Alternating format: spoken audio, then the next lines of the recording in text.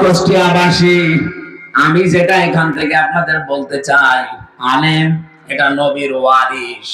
এই জন্য আল্লাহ নবী ইন্না দিয়েছেন, আলেম না দিয়ে ওলামা দিয়েছেন।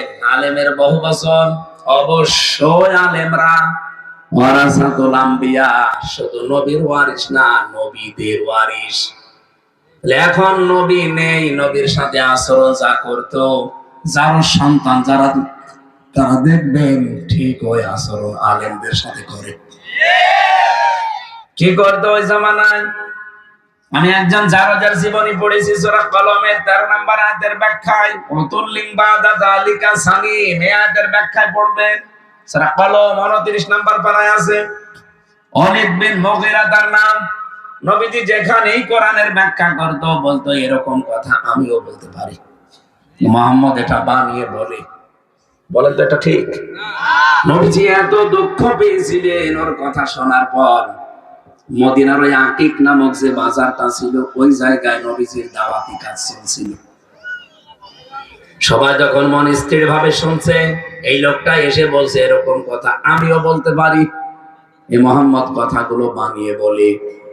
নবীজি এত কষ্ট পেলেন, ওই দিন তিনি বলেছিলেন তোমার জন্ম ঠিক নেই, তুমি জারজ।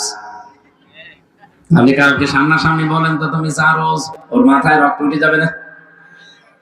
যেই প্রোটেস্ট করেছে, নবীজি বলছে বিশ্বাস না হলে মাকে জিজ্ঞাসা করো। এক দৌড়ে মায়ের কাছে গেছে, যে ডাক দিয়ে বলছে মা আমার বাবাকে। বলছে কেন? তোর বাবা? তোর বাবা? বলে না, ও বাবা আমি মানি না।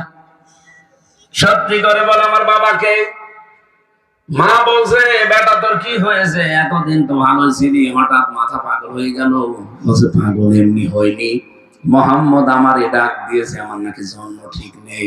সত্যি করে বলো আমার বাবাকে। মা মাথা নিচু করে বলছে ওই ছেলের পেছনে লাগতে গেলে কি করতে, ও ছেলে যা বলে ঠিকই হয়। আসলে তো জন্ম ঠিক নেই, বাড়ির রাখাল দিয়ে তোর জন্ম হয়েছে। আমি আন্দাজে কোনো কথা বলছি না, পেছনে আমার দলিল আছে। এ পৃথিবী প্রমাণ পেয়েছে নবীদের বিরুদ্ধে যারা অবস্থান নিয়েছে, ডাইরেক্ট ইনডাইরেক্ট, সূরা কলম অনুযায়ী তাফসীর পড়ে আমি বলতে পারি ওগুলোর জন্ম ঠিক নেই, জারজ।